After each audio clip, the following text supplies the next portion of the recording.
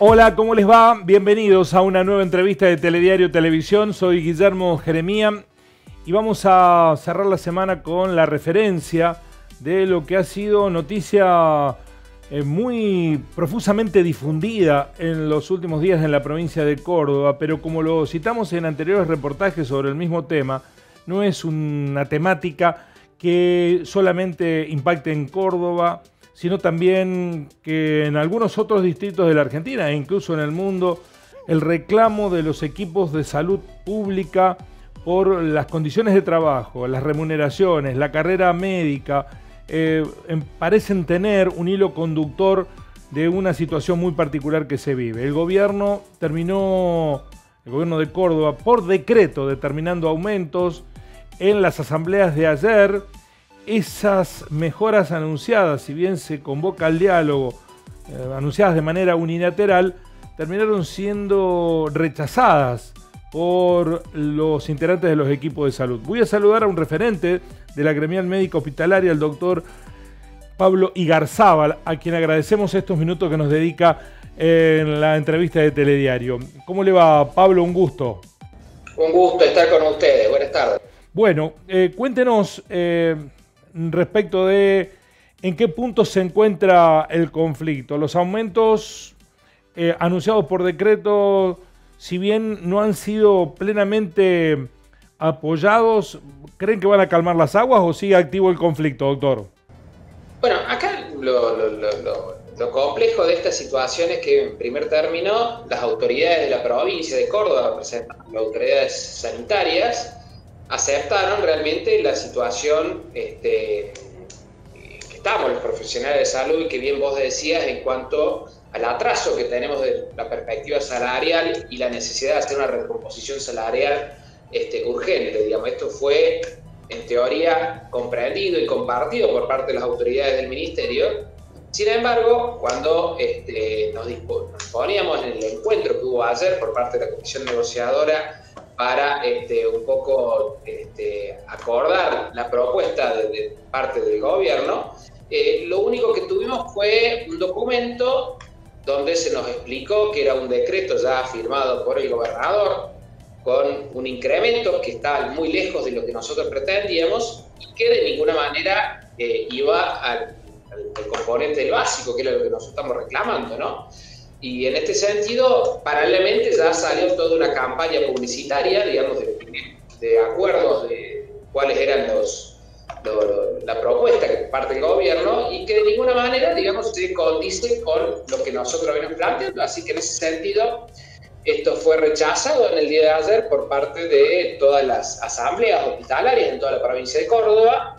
Y en este sentido volvemos un poco a foja cero, ¿no? Porque realmente todo este reconocimiento que incluso las autoridades sanitarias habían tenido hacia con nosotros en nuestro reclamo salarial, lo vemos un poco de alguna manera dejado de lado o no tenido en cuenta unilateralmente por parte de la provincia, que lo único que hace es dictar un decreto no dándole solución al problema de fondo, ¿no? Doctor, ¿qué aspectos son los que no acuerdan de los anuncios del gobierno? Claro, en primer término, la propuesta económica es insuficiente, digamos, ya que no cumple las expectativas que nosotros venimos planteando. Recordemos que un salario básico de un médico era alrededor de 85.000 pesos promedio, 70, 85, de acuerdo al nivel, la categoría dentro del escalafón de salud, 50.000 pesos un administrativo, y que por eso es que pedíamos una recomposición que parecía importante, pero tenía que ver con salir precisamente con sueldos que están por debajo del límite de pobreza, ¿no? Y bajo esta perspectiva, la propuesta por parte del gobierno únicamente es un 40% que sería del básico, que no se incorporaría al básico, digamos un adicional, que de ninguna manera satisface nuestro reclamo, ¿no? Así que ese es el problema más, un poco con lo cual nosotros entendemos que el gobierno está dando la espalda en vez de darle la solución, digamos, a este problema desde la perspectiva salarial. Doctor, el gobierno anuncia que está abierto el diálogo, pero sin embargo, cuando generalmente hay conflictos entre partes y se logra un acuerdo, se sientan ambos a anunciarlos. Aquí apeló al recurso del decreto. ¿Por qué? Bueno, entendemos que eso es lo que nos sorprendió a todos, ¿no? Porque en una mesa de negociación entendíamos que podía llegar a haber algunas situaciones en las cuales íbamos a tener que ceder las partes. Esto siempre sucede en cualquier tipo de negociación y en todo caso acordar algunos aspectos, pero en este caso no se dio así, directamente se nos comunicó una situación y que esa era la resolución por parte del gobierno, que era un decreto que no se puede ni discutir porque ya era un instrumento firmado por el gobernador Schiaretti, y que encima de todo nosotros veíamos que muchas de las se ven algunas asimetrías, se ven reflejadas ahí, ya que lo que más se difunde tiene que ver con algunos grupos ocupacionales que ganarían mejor que otros, y entendemos que esto es parte también de la inequidad de la cual nosotros venimos sosteniendo. Digamos que el salario de alguna forma debía ser proporcional para todos en cuanto a su incremento, y por otra parte entender también que no existan médicos de primera y de segunda, profesiones de primera y de segunda dentro de la carrera sanitaria, ¿no? Doctor, ¿ustedes creen que es posible que vía diálogo se consiga lo que hasta ahora con el decreto no se ha logrado? Bueno, esperamos que sí, pero de todas maneras estamos abiertos al diálogo, pero como parte de esta, recordemos que esta organización, que es nueva, digamos, porque no es una organización tradicional como los sindicatos, y creo que esa es la costumbre que ha tenido el gobierno para siempre atender, o que tenga sindicatos que acaten órdenes sin consultar a las bases. Nosotros en ese sentido lo que vamos a hacer, tenemos previsto para mañana, día sábado, hacer una reunión que probablemente pueda llegar a ser en Villa María, una posibilidad de Río Cuarto también, pero bueno, ahí un poquito hubo que ver las cercanías, para precisamente que sea un encuentro de delegados de toda la provincia de Córdoba y evaluemos cómo continúan las tratativas, digamos, y en todo caso también cuáles son las acciones a seguir. Es decir, que este momento de crisis de la salud pública se puede concebir también como el ámbito de nacimiento de una nueva organización gremial médica o de los equipos de salud de los distintos hospitales. Y entendemos que los únicos referentes que podemos tener y que realmente sean representativos de los trabajadores de la salud, tienen que ser trabajadores de la salud, digamos, no hay otra forma. Esto pasa en muchos gremios, digamos, en el de la salud, evidentemente que nosotros venimos a ocupar un espacio que ha dejado el Sindicato de Empleo Público, que no ha hecho en todos estos años algún esfuerzo por contener a los equipos de salud y por darle una solución incluso a la cuestión salarial, digamos. Sobre todo lo que más nos preocupa y lo que más duele, digamos, que en etapas de pandemia, cuando todos nos reconocían, nos trataban de héroes, incluso fuimos los únicos equipos estatales que seguimos trabajando durante esa época, cuando todo el resto del personal provincial estaba haciendo home office, y que nuestro referente, que encima es legislador de parte del oficialismo de la provincia, directamente hoy nos ningunee o de alguna manera nos desconozca o no nos reconozca el esfuerzo que debe de verse reflejado también en la condición salarial, digamos, porque estamos hablando de la dignidad profesional, y la dignidad bien entendida tiene que ver con las condiciones de trabajo y con un salario digno, digamos. Así que este es el estado de situación. Ahora, el reclamo no solamente transitaba por lo salarial, doctor, y los haberes postergados, sino que también hablaba de una carencia de recursos humanos. La piedra de toque fue la renuncia de un grupo significativo de médicos aquí en Río Cuarto. Respecto de eso, ¿es posible corregir la política pública ligada con la incorporación de recursos humanos, sobre todo en una salud pública que está cada vez más demandada?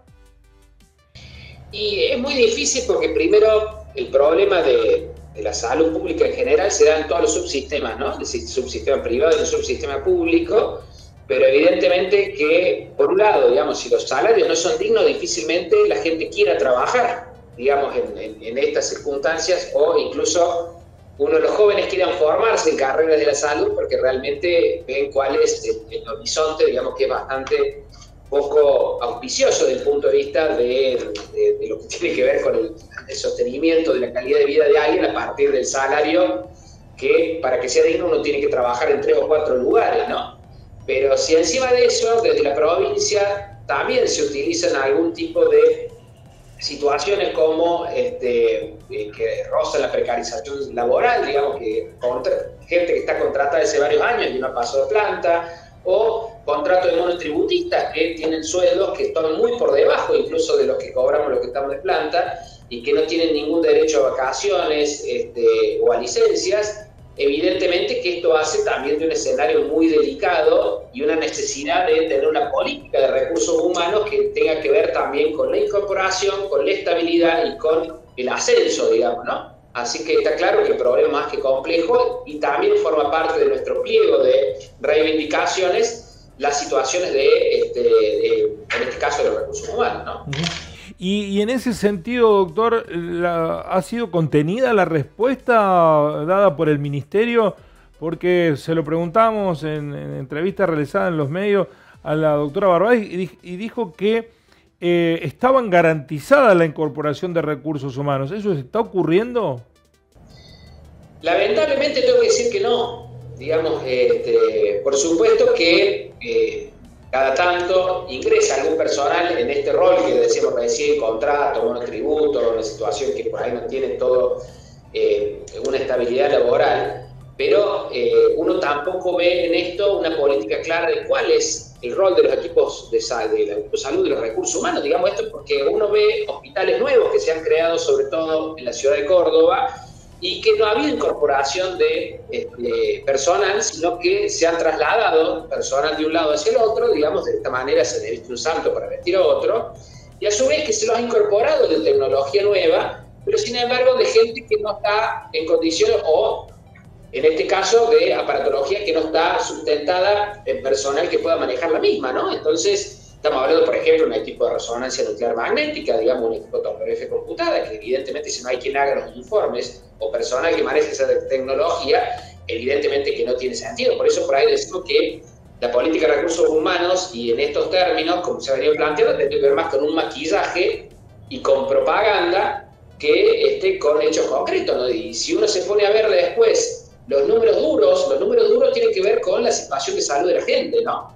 Porque si uno ve que una persona para asistirse en el sistema de salud tiene que demorar 3 o 4 meses para sacar un turno, que hay listas de espera para pacientes quirúrgicos, o que ve que después del COVID hay pacientes que portadores de patologías crónicas, cardíacas, hematológicas, oncológicas, diabetes, etcétera, que han visto evolucionar su enfermedad para mal a partir de la falta de respuesta del sistema, ¿no? Y esto tiene que ver la falta de respuesta con que no hay una cantidad de recursos humanos, una capacidad para contener, y si uno también ve los planes de vacunación como ha mermado, digamos, porque estamos viendo enfermedades que ya deberían haber sido, o situaciones en las cuales hemos visto que los planes de vacunación no se han llevado de manera eficiente, y nos muestra que el sistema de salud está pasando por una etapa bastante compleja, ¿no? Y esto lamentablemente repercute en la calidad de vida de la población.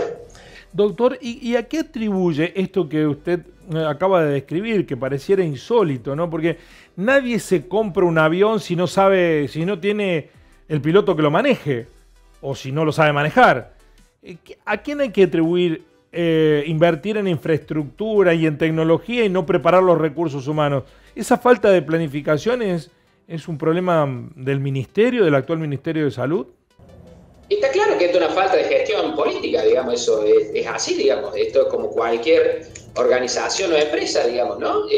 Si uno la gestiona mal, la administra mal, evidentemente que no funciona de manera adecuada.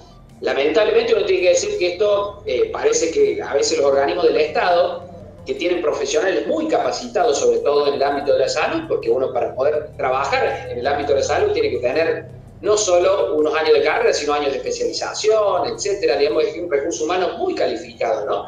Y que lamentablemente por ahí estemos bajo la órbita de algunos tomadores de decisiones que evidentemente no lo hacen de una manera adecuada en materia de gestión, hacen que la misma realmente no sea eficiente, digamos. Así que esto basta ver, digamos, los indicadores duros, digamos, ¿no? Porque es lo que uno debería analizar, y por ahí las estadísticas que tenemos de los últimos años a veces tampoco se condicen con una seriedad en los datos concretos, ¿no? Porque si uno no tiene datos concretos de lo que pasa en materia de salud, difícilmente puede tomar decisiones, porque los datos sanitarios son los que llevan a tomar datos para mejorar las políticas sanitarias. Así que en ese sentido decimos que hay una clara falta y evidente gestión política, ¿no?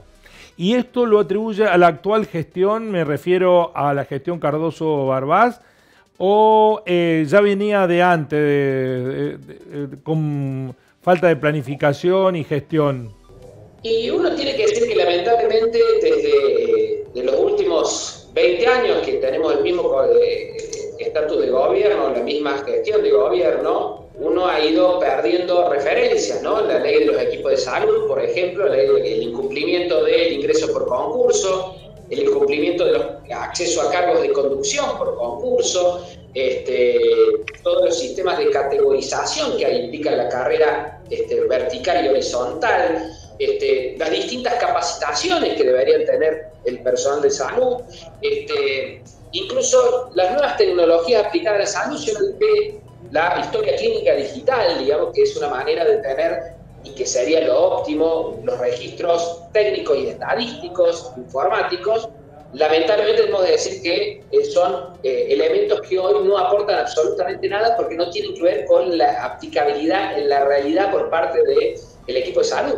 Entonces hoy tenemos la dificultad a veces que todos estos recursos que por ahí se malgastan, cuando se ponen en práctica, no sirven, y terminamos teniendo por ahí datos que no son los que por ahí se utilizarían para tomar decisiones. Por ejemplo, los diagnósticos médicos, digamos, ¿no? Entonces, saber cuánto es la cantidad de pacientes que atendemos con tal o cual patología a partir de algunas dificultades que tenemos con eso nomás, de lo cual es un problema bastante serio, ¿no? Y si de la misma manera decimos que, así como se ha avanzado en algunas cuestiones desde el punto de vista científico, digamos, hoy hay hospitales públicos que hacen trasplante cardíaco, trasplante renal, trasplante hepático, lamentablemente uno tiene que ver también cómo empiezan a aparecer enfermedades que ya teóricamente deberían estar erradicadas, como la tuberculosis, ¿no? Más que tienen que ver con la pobreza, con las dificultades mismas que tiene la gente hoy para mantenerse un sistema de cobertura privado, un sistema de obra social, y que hoy ya no lo tiene porque hay situaciones de desempleo y acude al hospital público, y cuando acude tarde. Hacen de esto un estado de situación bastante complicado, y que tiene que ver con una falta de previsión que no es de ahora, sino de los últimos años, ¿no? Ahora, doctor, ¿esto es atribuible a que la política prefiere tener al frente de instituciones sanitarias públicas a leales más que a especialistas sanitaristas? Y habría que ver, pero hay que preguntarle a los que gobiernan, ¿no? Lamentablemente yo creo que pasa una cosa, ¿no? La salud no da votos, pero la mala salud hace perder elecciones, digamos. Acá ya ha habido algunos ejemplos, digamos, ¿no? En la provincia de Córdoba, de algunos gobiernos que han perdido elecciones por problemas que han tenido con los sistemas de salud o de educación, fundamentalmente. Así que hay que tener en cuenta eso también, o es lo que deberían tener en cuenta los políticos, digamos, a la hora de ver cómo analizan o cómo gestionan la salud de la población, ¿no? Entiendo que usted ocupó cargos políticos en administraciones radicales. ¿Es una especie de autocrítica que está haciendo también? Tal cual, así es. Esto le pasó al gobernador Mestre, digamos, en su momento, digamos, que tuvo los grandes problemas que tuvo en materia de salud y educación en su momento, significaron, digamos, que le costara, digamos, la reelección. Eso claro que es así. Es interesante ese concepto que usted acaba de decir, doctor, que la salud no da votos, pero hace perder elecciones. Así es. ¿Y eso lo entiende la clase política en general? Lamentablemente uno tiene que decir que, y en víspera de lo que pasó, bueno, hoy con el diario del lunes, con lo que pasó en la pandemia, hay ejemplos más que claros, ¿no? Donald Trump le pasó lo mismo en Estados Unidos, ¿no es cierto? Él hizo campaña de su reelección con la vacuna del COVID y no le llegó la vacuna del COVID. Y eso fue una de las cosas más fuertes que tuvo en su momento y que le hizo perder la elección, ¿no? Para que tengamos en cuenta algunos elementos, cómo se tienen en cuenta también los políticos en distintos lugares del mundo, ¿no? Y la gestión que se llevó adelante de la pandemia también mostró la vulnerabilidad que tiene el sistema de salud en todos los lugares del mundo. Así que está claro que esta lamentablemente es una situación que los estados deben de alguna manera priorizar, y que a veces los organismos internacionales, que son los que regulan este tipo de cosas, la Organización Mundial de la Salud, la Organización Panamericana de la Salud, no tienen eco en los estados, y entonces no se llega de manera concreta y como a la gente le hiciera falta para poder mejorar la calidad de vida de la gente, porque si entendemos qué es la salud, y la salud no es atender enfermedades, la salud es el estado de bienestar donde la gente tiene mejor calidad de vida, digamos, no donde se atienden enfermos, digamos. Cuando atendemos enfermos estamos atendiendo los problemas, estamos atendiendo las consecuencias y no las causas. Para ir finalizando, doctor, ¿usted cree que en esta coyuntura política, teniendo a meses vista las elecciones provinciales, es posible ir hacia un cambio profundo de cosas, o todo lo que se hace es permanecer y transcurrir? Y bueno, habría que ver. Yo lamentablemente tengo que decir que si uno lee por ahí las plataformas de los partidos políticos, y de todos, no de algunos, uno ve que a veces en materia de salud no se profundiza demasiado, ¿no? Y creemos que la pandemia debería hacer reflexionar a todas las organizaciones políticas en esto, para también entender que las políticas de salud tienen que ver con el bienestar de la gente, ¿no?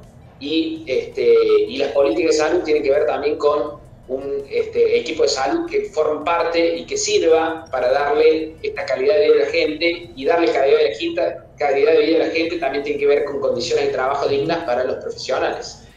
Dos últimas cuestiones. Está abierto el diálogo con la ministra. ¿La consideran una interlocutora válida? Porque también el gobierno puso en duda en su momento la capacidad de gestionar el conflicto. De hecho, se habló que extraoficialmente también había empezado a formar parte de las negociaciones Francisco Fortuna, el legislador, ex ministro del área. ¿La consideran interlocutora válida, Barbás? Y Barbás es la ministra de Salud, así que ella debería estar, por una cuestión técnica, en todo tipo de negociación. Entendemos que por ahí las cuestiones que por ahí no debe manejar la ministra, y que son del área, tienen que ver con lo económico, lo contable, lo presupuestario, etcétera, ¿no? Pero entiendo que la ministra de Salud es una persona esencial y clave en todo esto, por parte de que es la máxima responsable del sistema de salud. Así que en ese sentido, el legislador Fortuna es un ex ministro. Él siempre ha formado parte de todo este tipo de discusiones, también en los últimos años. Lo ha hecho el legislador González, que por cuestiones obvias y estar en cuestiones lamentablemente para él, digamos, que tienen que ver más que ver con problemas judiciales, hoy no está, digamos, pero son las personas que por ahí son los alfiles, digamos, que tiene el gobernador Schiaretti a la hora de establecer algún tipo de política de salud, ¿no? Y para finalizar, ¿qué cree usted que va a surgir de la asamblea del fin de semana, ya sea en Río Cuarto o en Villa María, como usted menciona? ¿Hay voluntad de seguir con el clima de protesta, con el plan de lucha? Es decir, se lo pregunto más de lo personal, más que saber si va a salir algún plan de acción concreto. Pero ¿usted qué cree que va a pasar? Bueno, mi expectativa primero es que se consolide un espacio de representación de los trabajadores de la salud de aquí en más. Siempre digo, estas instancias de negociación, de caso de debate salarial, forman parte de un poco también de estos hechos de la democracia, de las instituciones que deben representar a los trabajadores también. Y nos parece que quizá el desafío mayor que tenemos por parte de todos los que formamos parte de esta organización es construir un espacio que sea la representación genuina de los trabajadores, digamos, al margen de cómo termine este conflicto. Me parece que eso es lo principal, ¿no? Porque lamentablemente los trabajadores de la salud venimos desde hace muchos años trabajando mal. Ya estamos casi acostumbrados a trabajar mal. No digo que esto signifique que tenemos que continuar así, sino al contrario, hay que cambiar. Y el cambio viene de la mano de acciones, así que esperamos que las acciones se puedan llevar hacia adelante, y las acciones tienen que ver también con buscar soluciones. Así que de parte nuestra, la voluntad nuestra es que estas cuestiones se avancen, se vayan solucionando de a poco. Sabemos que hay soluciones que no son inmediatas, que llevan tiempo, Pero también entendemos que en esto, por parte del Estado, debe haber una actitud de diálogo y no una actitud de imposición, digamos, que es lo que ha pasado con el decreto del gobernador. Doctor, ha sido un placer. Muchísimas gracias por dedicarnos estos minutos para analizar esta situación y veremos qué surge después de la asamblea del fin de semana. No, un gusto hablar contigo, muchas gracias. Gracias, doctor Igarzábal, muy amable. Integrante de la gremial médica intrahospitalaria que se ha instalado como una nueva fuerza de expresión gremial a partir de la crisis de la salud pública provincial. Nos encontramos en una próxima entrevista de Telediario Televisión. Gracias por estar allí. Así son las cosas.